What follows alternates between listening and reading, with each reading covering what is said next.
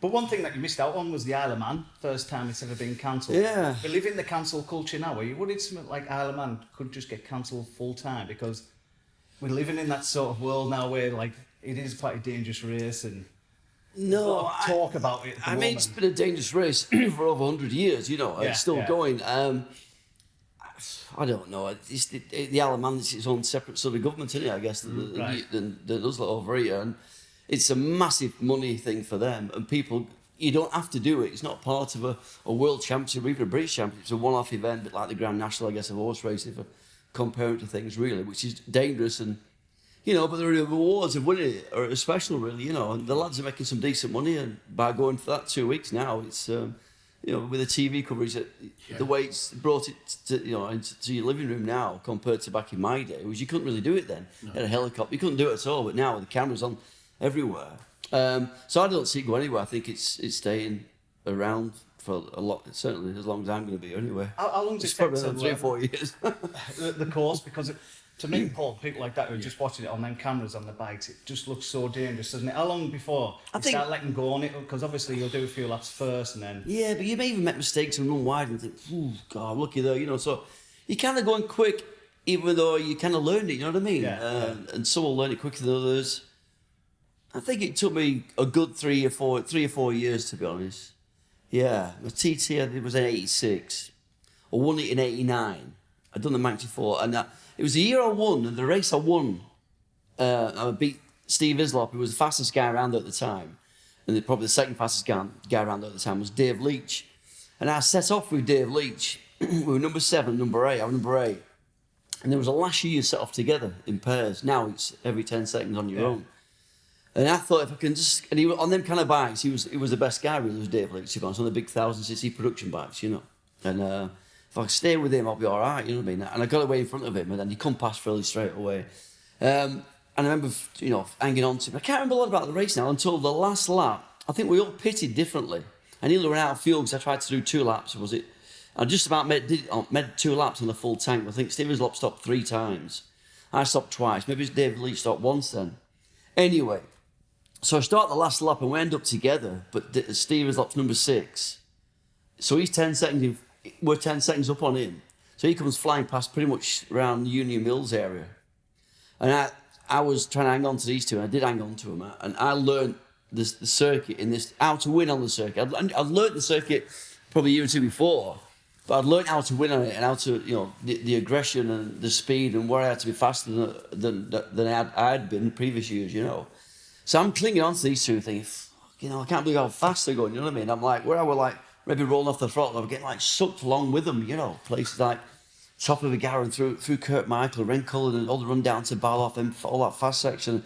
And I'd kind of almost lose them a little bit and get on the brakes. I'd catch them going onto Barloff Bridge. I knew it. I'd brake really late though. Out of control over Barloff, caught them. Then they'd get away a little bit again. Then right on the brakes, I caught them up a little bit about, you know, 50 foot, whatever. I don't know the distance, but on Parliament Square, first gear corner, you know. And I almost took a deep breath there. I thought, I've hung on to these 2 guys who are the fastest 2 around, you know. This guy's trying to pull 10 seconds on us. He hadn't pulled 1 yet. Steve Islop, who was kind of like my teammate that year as well, really, in 89, the same bike, Honda UK. I've set off with Dave Leach. We're coming to the mountain section now. Come out of Ramsey Erpin. I pretty much passed them both straight away because I knew I was fast over the mountain. Short circuit guy, that's kind of my style over the mountain. I remember turning around to Steve Islop at a corner called the Gooseneck. I passed him, obviously, just coming out of... I can't remember where I passed him, actually. Maybe it was Parliament Square I passed him, actually. And I waved to him, like, fuck off.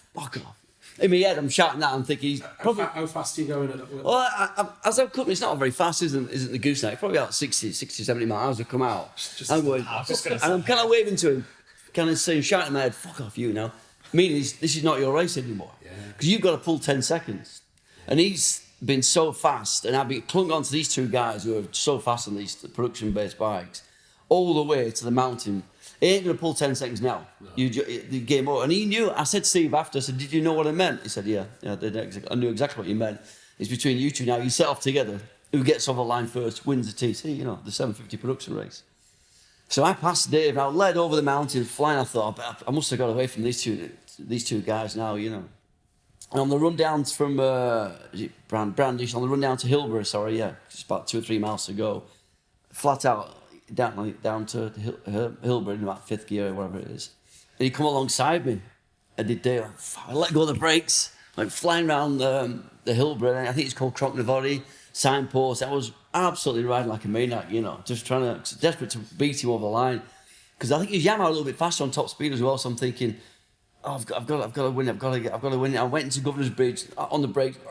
I almost lost the front end as I'm tipping into Governor's Bridge. Went flying around there, like weaving up and down the straight up to the checkered flag. I can see it. I'm thinking, oh my God, he's probably going to come drafting past now, Woof, and I won the race, nothing, And I pulled 1.8 seconds on him in the last 3 corners. I went that crazy from Hillborough around signpost to win that first TT and took a few chances to beat him. And so I learned from these 2 guys how to win there. So when I went back the year after, I said, I'm going to win, I'm going to destroy you all, basically. I was that cocky and confident, and I won both big races. And I was never meant to go back after that, really. I ended up going back again after that, which was a race been shown a lot recently, the greatest race of all time, a lot of people call it, with me and Steve up again. So it took me a good few years to learn it, but the guys who were the fastest guys there that particular year on them kind of bikes, they learnt me how to win on that circuit, and that was it for me then. Do you think the riders are getting better? Or do you think the bikes and the course, I remember talking to Ian Hutchinson, he was saying the course is a lot drier, so you can get a better time when it's drier and things like that, and with the weather getting better. And the circuit's improved over the years, obviously. I don't think it's improved as much.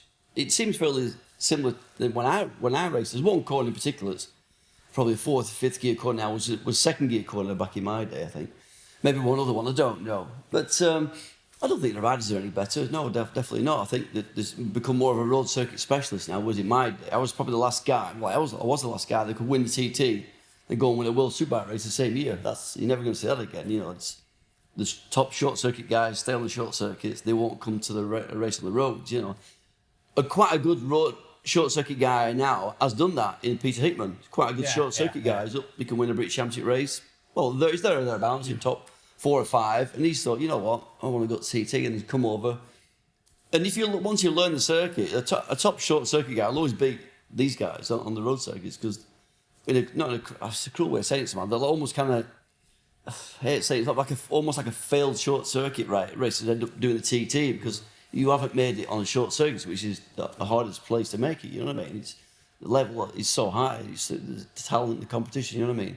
But if you don't, mainly British people, and if they always fancy doing TT, and if you got the balls to do the TT, and you learn it well, and you ride a bike pretty good, then you can win races there and Did you ever make think a good about that living. before the race? Like, if it was me, I'm thinking if I come off on that corner, I could be in the ground. No. I don't know. Do you ever think along them lines? I know it's hard to think like that. I never did with that place. No, I mean, I was brought up with it as a kid. It meant a lot to me as a kid watching my dad race a TT, and he never won it. He finished 2nd behind Joe. He done one of the best ever around. Everybody knows that. So for me, I just didn't see dangerous at all. I look back now and think, I'm so lucky to be sat here, because the way I attacked that place after that, from that year onwards, 89, 1990, in 1992, I'm kind of lucky I'm here, because I didn't hang back around there at all. But I just didn't see the danger, really. I look back now, it's that age thing and wanting to win. I just wanted to win so much that nothing else mattered. You're a bit selfish, really. And I think in some ways that's the way you've got to be if you want to win,